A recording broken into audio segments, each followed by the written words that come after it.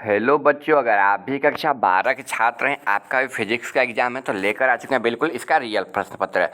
आपका 50 नंबर का रहने वाला है। आपका विषय कोड 117 रहने वाला है। साइंस वालों के लिए यह पेपर होने वाला है। समय मिलने वाला है आपका वहीं 1 घंटा 30 मिनट बनाने के लिए। फिजिक्स का यह पेपर रहने वाला है। भौतिकी शास्त्र का कक्षा 12वीं मासिक परीक्षा जुलाई 2024 के लिए, ठीक है। यह जुलाई मासिक एग्जाम का पेपर होने वाला है। और इसका देखिए, इसका जो रियल पेपर है ना, मतलब ये भी रियल पेपर है, ठीक है। इसका जो पेपर है वो अपलोड कर दिए हैं। जाकर आपको अगर डाउनलोड करना है तो डिस्क्रिप्शन में लिंक मिलेगा, वहाँ से क्लिक करके आप लोग व्हाट्सएप चैनल, टेलीग्राम चैनल को ज्वाइन कर सकते हैं, ठीक है, जहाँ से आप लोग पेपर डाउनलोड कर सकते हैं। या फिर जब नहीं हो पाएगा तो ही इस नंबर पर मैसेज कीजिएगा, आपको ज्वाइन कर दीजिएगा। बहुत बच्चे का मैसेज आया होता है तो ज्वाइन करना थोड़ा मुश्किल होता है, ठीक है। लड़का और लड़की के लिए दोनों के लिए बिल्कुल फ्री है, ठीक है। केमिस्ट्री का अपलोड कर चुके हैं, जाकर आप लोग वीडियो चैनल पर देख लीजिएगा, ठीक है। केमिस्ट्री का, मैथ का, बायो का सभी का पेपर अपलोड कर दिए हैं, आप लोग जाकर चैनल पर विजिट करके देख लीजिएगा। चलिए पेपर को स्टार्ट करते हैं। देखिए, आपका जो 1 नंबर क्वेश्चन है वो यहाँ से स्टार्ट हो रहा है। 1 नंबर क्वेश्चन दिया है, निम्नलिखित में से किस भौतिकी राशि का पुनर्विकरण प्रकाश के व्यक्तीकरण में होता है? आवृत्ति में, तीव्रता में, तरंगदैर्घ्य या चाल में? तो देखिए, जो पूछ रहा है किस भौतिकी राशि का पुनर्वर्तन प्रकाश में होता है, तो प्रकाश में तो आवृत्ति नहीं ना होता है। आवृत्ति तो हर्ट्ज में होता है, आवाज में होता है। तीव्रता को मान सकते हैं, लेकिन तीव्रता तो मान लीजिए किसी में विद्युतीय चालक में भी होता है, ठीक है। तो इसका राइट आंसर क्या हो जाएगा? चाल तो होगा नहीं, ठीक है। चाल मतलब किसी वेग में होता है। इसका राइट आंसर क्या? तरंगदैर्घ्य हो जाएगा। ऑप्शन क्या हो जाएगा? सी आपका बिल्कुल राइट आंसर हो जाएगा। चलिए 2 नंबर क्वेश्चन की ओर बढ़ते हैं। 2 नंबर क्वेश्चन है, फोटॉन का विराम द्रव्यमान होता है। फोटॉन का विराम द्रव्यमान कितना होता है? तो देखिए, जो विराम द्रव्यमान है ना, वो बिल्कुल ना इसका शून्य होता है। और शून्य कहाँ दिया? ऑप्शन ए में दिया है। ए आपका राइट आंसर हो जाएगा। और यहाँ पर विराम, और देखिए इसका चालक द्रव्यमान, नॉर्मल द्रव्यमान कितना होगा? तो 1.6 × 10⁻27 हो जाएगा, ठीक है। ये नॉर्मल द्रव्यमान होता है। चलिए आगे है, योर का आवृत्ति शर्त होता है। योर का आवृत्ति शर्त कितना होता है? तो देखिए, योर का आवृत्ति शर्त कितना होता है? तो E1 - E2, देखिए E1 - E2 बराबर क्या होता है? 1/2 HB होता है। 1/2 HB होता है। और ये कहाँ दिया है? तो देखिए ऑप्शन नंबर ए में दिया है। ए आपका बिल्कुल राइट आंसर हो जाएगा।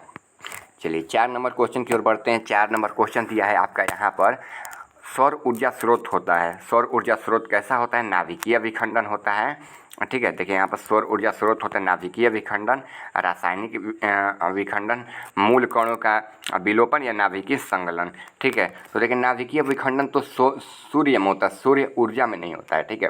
रासायनिक अभिक्रिया, मूल कणों का विलोपन या फिर नाभिकीय संलयन, तो नाभिकीय संलयन भी नहीं होगा। अब रासायनिक अभिक्रिया और मूल कणों के विलोपन में देखते हैं। तो रासायनिक अभिक्रिया तो उसमें कोई पदार्थ मिलेंगे तब ना रासायनिक अभिक्रिया होगा, तो ये तो होगा नहीं, मूल कणों का विलोपन हो जाएगा।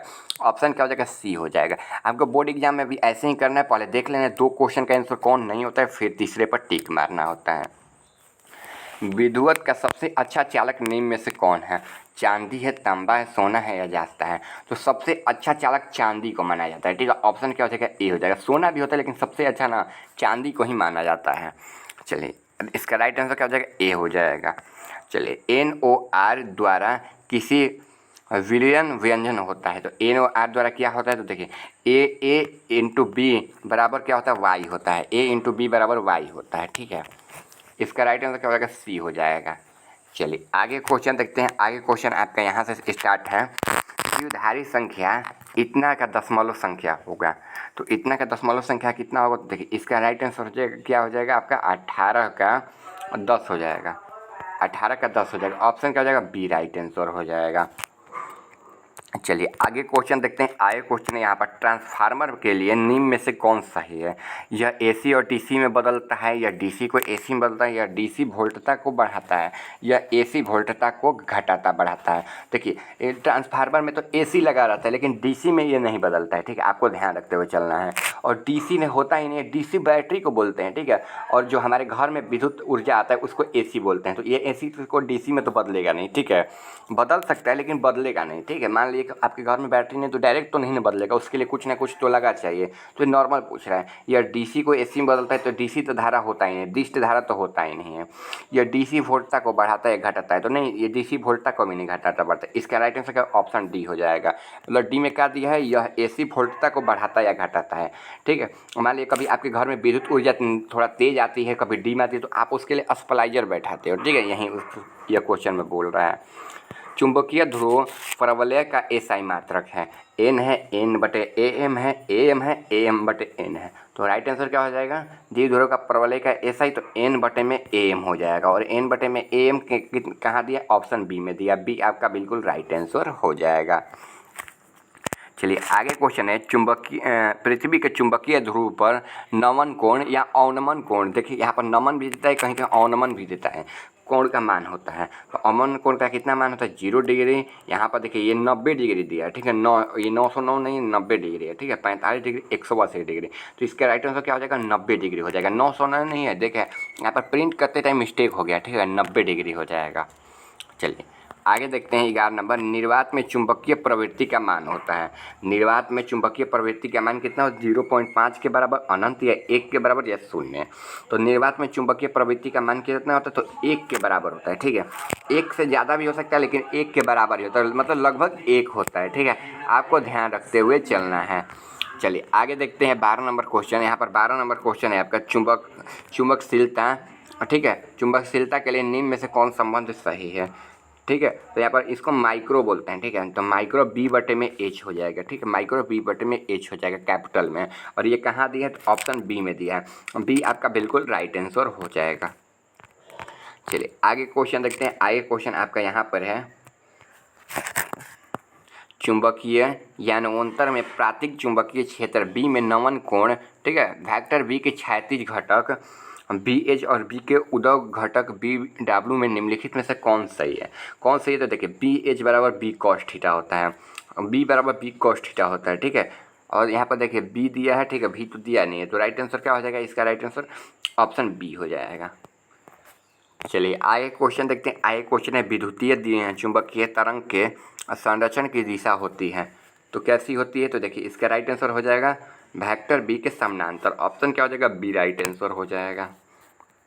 चलिए आगे क्वेश्चन, वोल्ट तथा मीटर मापा जाता है, प्रतिरोध में, विभवांतर में, धारा में, इनमें से कोई नहीं। तो देखिए वोल्टा मीटर किस में नापा जाता है, प्रतिरोध में नापा जाता है। ठीक है, ऑप्शन क्या हो जाएगा, ए बिल्कुल आपका राइट आंसर 100% तो हो जाएगा वोल्ट मीटर।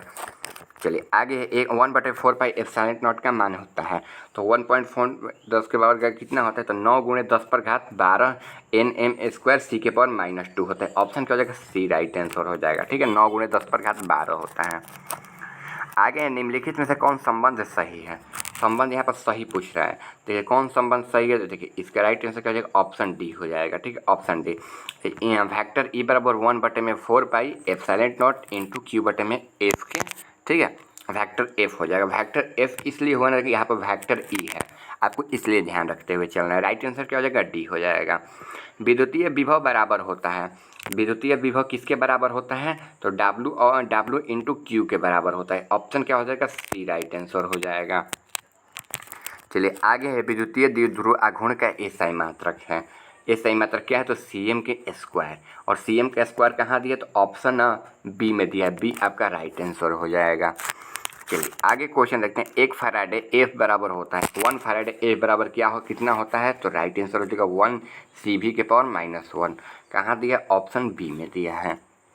चलिए आगे क्वेश्चन है, आवेशी चालक की स्थिति ऊर्जा होती है, आवेशी चालक की स्थिति ऊर्जा कितना होता है, तो 1/2 CV के स्क्वायर हो जाएगा। ऑप्शन क्या हो जाएगा, बी राइट आंसर हो जाएगा।